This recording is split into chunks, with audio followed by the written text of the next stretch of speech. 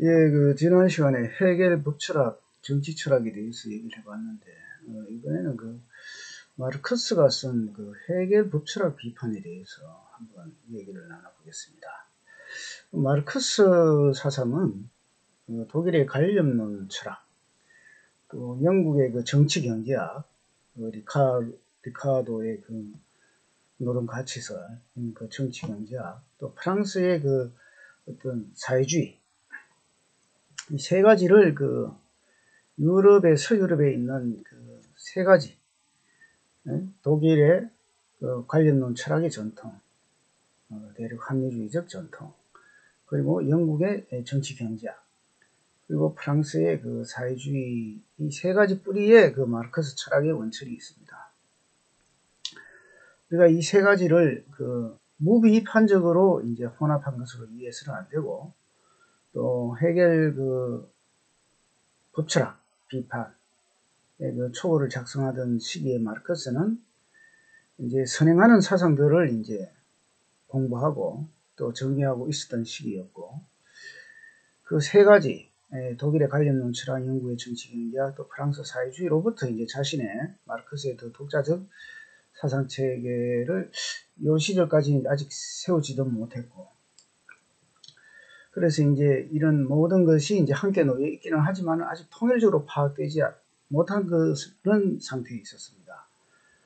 특히 헤겔에 관한하는 그는 포이어바하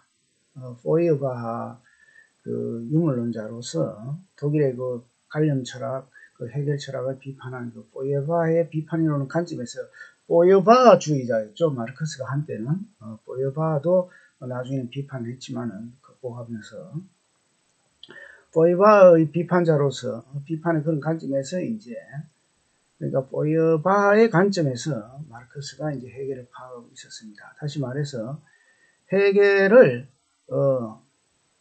헤겔에 적해서 읽고 내재적으로 넘어서는 단계가 아니었다고 할 수 있습니다. 하지만 마르크스는 이 헤겔 법철학 비판을 이제 초고를 작성하면서 헤겔에서 이제 정점의 이런 독일 관념론 철학을 이제 수용하고 또 헤겔을 비판하고 극복하는 이른바 변증법적 지향을 이제 하게 되는 겁니다. 1843년이라면 이제 공산당 선언을 엥겔스하고 이렇게 여러 사람이 작성하기 이전에 헤겔 법철학 비판을 쓰고 또 유대인 문제라는 또 문건을 쓰고 또 1844년이 되면은 화우어 형제에 대한 신성가족에 대한 글을 쓰고 또 경철 쓰고 영국의 정치 경제학을 보면서 이제 경제 철학 수고 자본론의 어떤 초기의 스케치가 될 겁니다. 경철 수고가.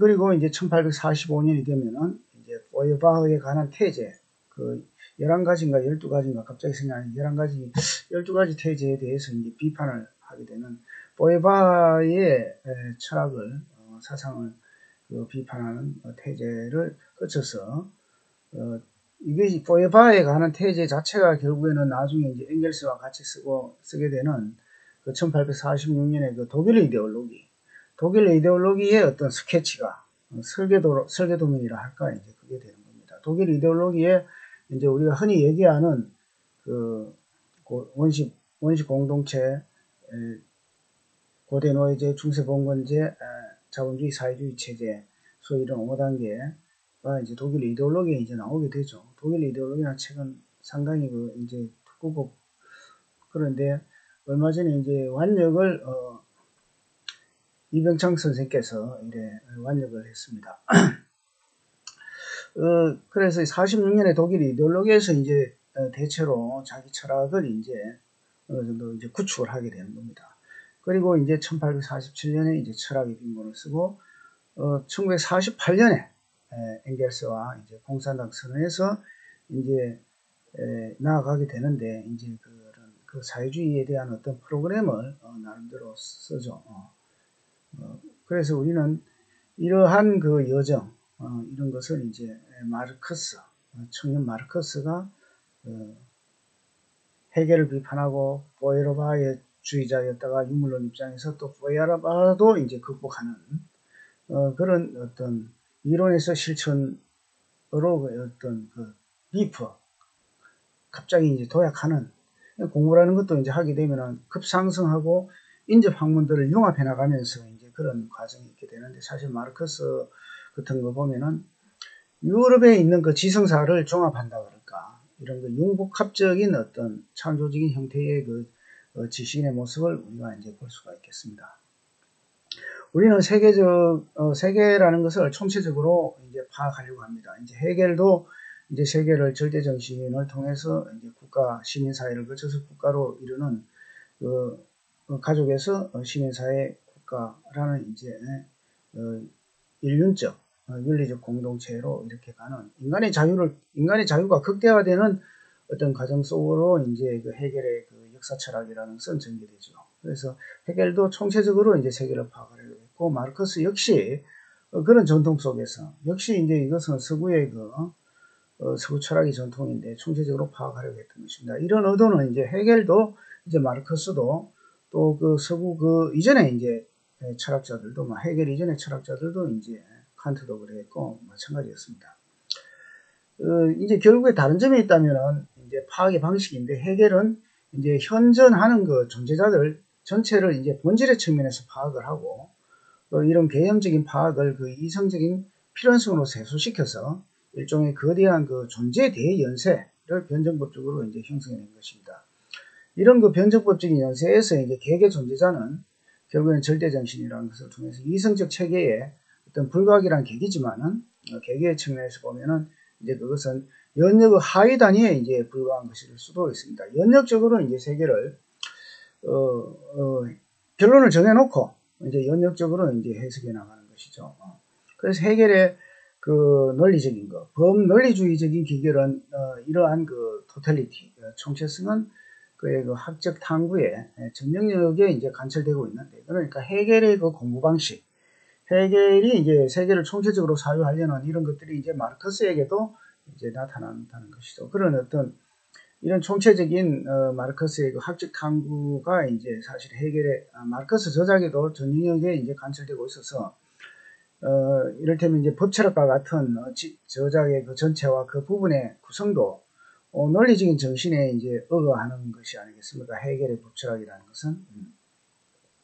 이러한 시도는 이제 마르크스가 볼 때, 이 헤겔적인 이런 헤겔이 이룩한 그 학문적 성과가 마르크스가 볼 때 이제 체계 구축의 시도가 운동을 폐기하고 있는 것으로 이제 보입니다. 그래서 이제 마르크스는 그 헤겔에게는 이제 실천적인 부분이나 또 마르크스에게도 그것이 관념 속에서 이제 이야기가 된 부분이지, 어떤 개념화, 정신의 절대 정신의 개념화가 이제 국가 공동체로 나아간다는 것이 이제 개념적인 것들이지, 포에르바도 그랬었고 그것이 이제 어떤 역사의 그 실천 속에서 이루어지는 것은 아니었죠.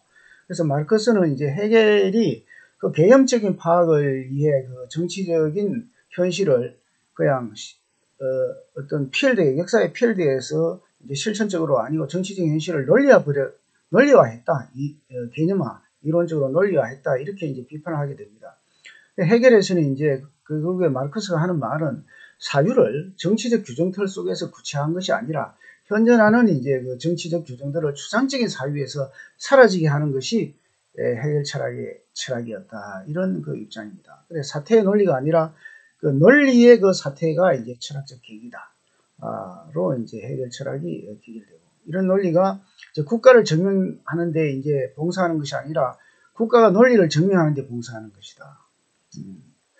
그렇게 이제 말을 했습니다. 우리가 이제 마르크스가 비판의 그 대상으로 삼은 헤겔의 법철학이 과연 그 이러한 비판을 받을 만한 것인지 이제 한번 의심을 또 한번 해봐야 되겠죠. 그래서 헤겔의 법철학은 그 이전 철학 체계의 일부인 그 정신 철학의 하위 단위인 객관적인 이제 정신론에 그 속하게 되는 것입니다. 그래서 이제 헤겔의 철학을 이제 입장을 그 객관적 관념론이다. 이렇게 얘기를 할 수가 있게 된 것이죠. 이런 그 정신론이라는 제목에서 이제 알 수 있듯이 이제 여기서 헤겔이 전개하는 법철학에서 전개하는 그 개념과 규정들은 구체적인 맥락을 이제 추상한 것입니다. 이를테면은 법철학의 그 출발점을 이루는 그 소유, 사적 소유라는 그 역사적인 그 현실적 맥락에서 재산을 가리키는 것이 아니라 근대사회 인격들과 연관 속에서 파악된 뭐 지의 형태, 정신화된 것, 그 사회의 그 인격적 법적 관계에서 현상 상태를 이제 가리키는 것입니다. 여기서 소유는 우리는 여기서 이제 마르크스의 그 자본이 상품이라는 현상 형태에서 출발한 것을 떠올릴 수가 있을 것입니다. 사실은 해겔이 논리학에서 구축한 것들 그대로 이제 마르크스가 그 책의 구성이 자체가 사실 마르크스 자본론의 구성도 이렇게 만들어지는 것입니다. 그래서 이제 마르크스가 이제 자본이 이것을 이제 상품이라는 현상 형태로 출발하는 것을 이제 우리가 상기할 수 있고요. 해겔에 대한 그 마르크스의 비판, 그리고 이제 그에 대한 반비판은 여기서 이제 우리의 관심사는 아니고, 이렇게 이제 복잡한 단위의 그 이론적 논의가 있다는 점은 이제 우리가 유념해 두고, 우리가 마르크스의 이런 비판이 어떻게 전개되는지를 이제 한번 살펴보기로 이제 해보겠습니다. 마르크스가 1845년에 작성한 이제 포이어바흐에 대한 그 태제는 마르크스가 이제 해겔을 비판하는 단추를 어떻게 잡았는지를 이제 보여주는데, 포이어바흐에 따르면은 인간은 감성적 존재이며, 그러니까 인간이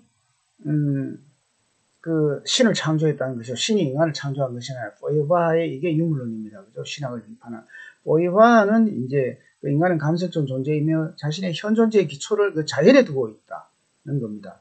자연적 감성적 존재로서의 인간은 이러한 개념이 그 인간에 관한 새로운 태도이긴 하지만은 분명히 이제 그 자연적인 인간은 이제 마르크스가 볼 때는 분명히 그 유물론적 견지로서 아주 훌륭한 태도입니다. 그죠?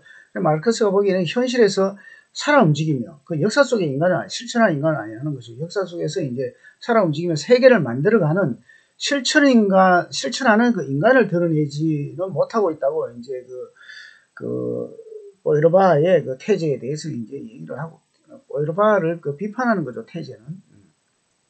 여기서 이제 마르크스는 역사에 대한 유물론적 해석의 그 맹아를 발견하는 겁니다.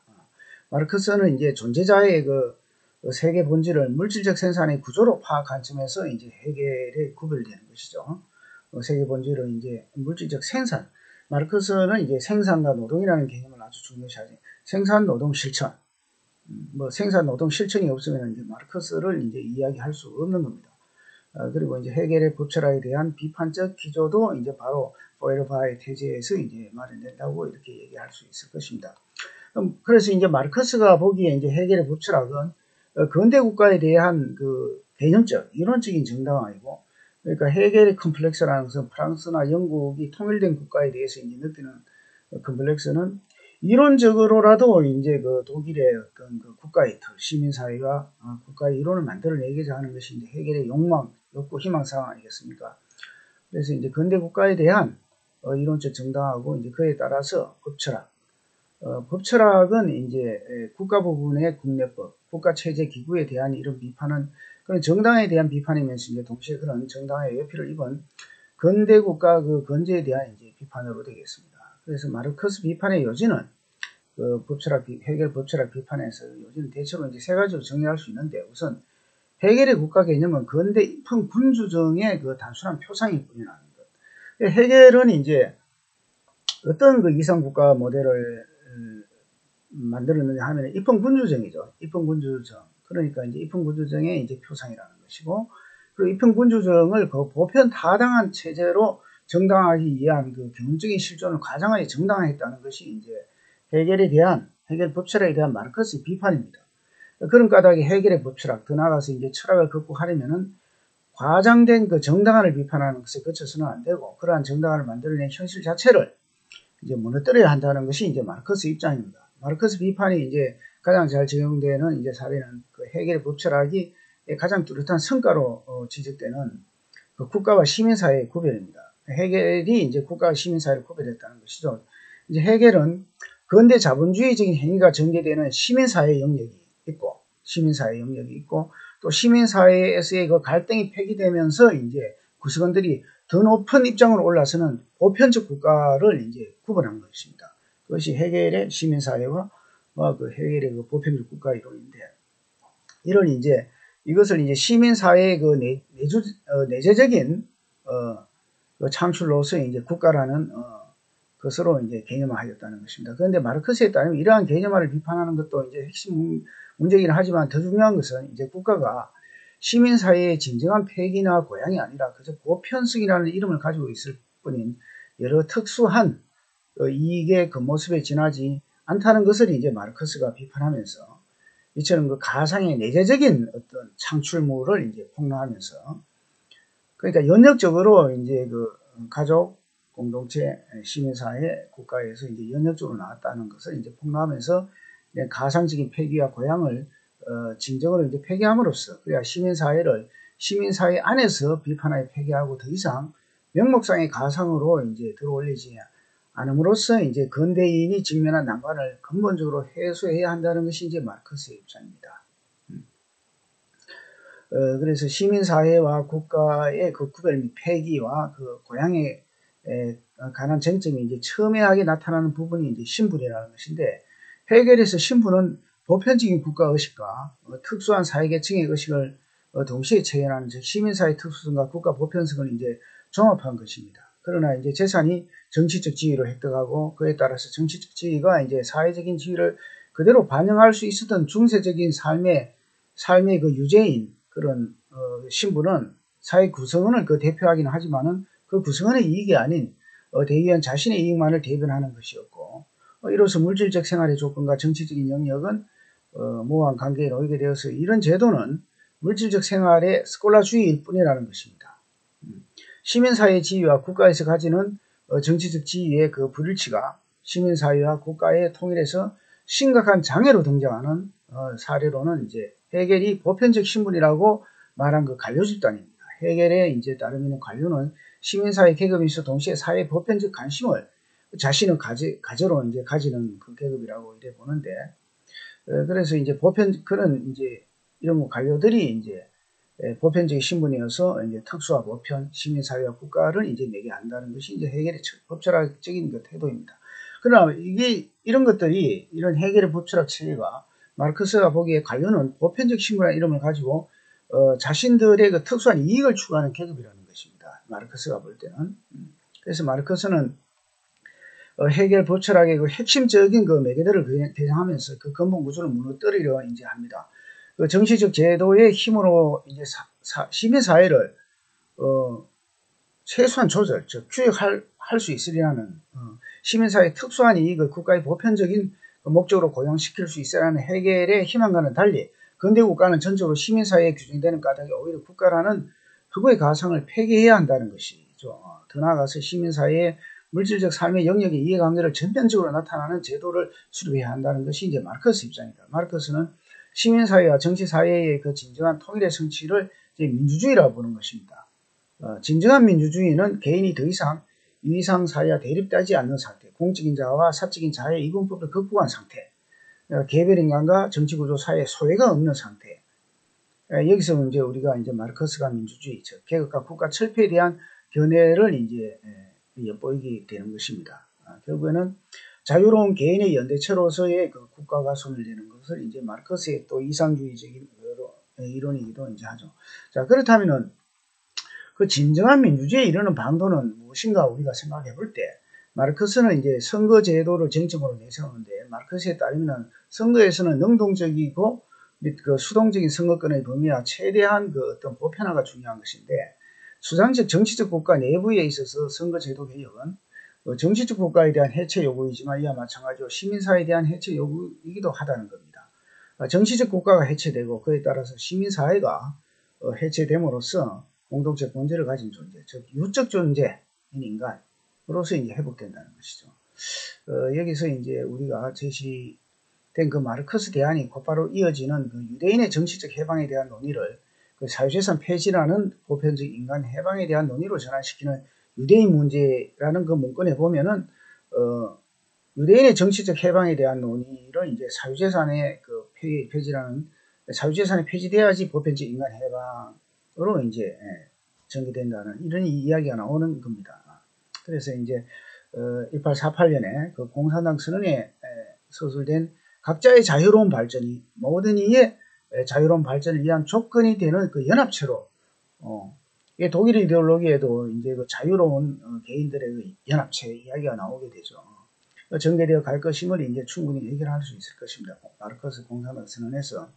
엥겔스는 1869년에 이제 쓴 칼 마르크스라는 이제 논설에서 마르크스는 헤겔의 법칙을 다루면서 헤겔이 건축물의 절정이라고 묘사한 국가가 아니라 오히려 그가 이제 그렇게 어부자식 취급하던 시민사회가 인류의 역사적 발전 과정에 대한 이해 열쇠를 찾게 되는 영역이라는 이제 통찰에 이제 이르렀다는 것입니다. 라고 이제 마르크스의 작업을 이제 정리합니다. 하지만 이제 우리는 엥겔스의 이러한 정리에 대하여서 이제 바로 이러한 통찰에서 벗어나지 못했으므로 이제 마르크스가 정교한 국가 이론을 전개하지는 못했고 결국에는 개인의 자유로운 연합이라는 상당히 그 속류 자유주의적인 규정의 거쳐성을 지적할 수도 있을 것입니다. 그러니까 과연 국가 없는 시민사회가 가능할 것인가? 시민사회가 갈등은 사실은 국가라는 어떤 권력기구에 의해서 유지되는 것이 아닌가.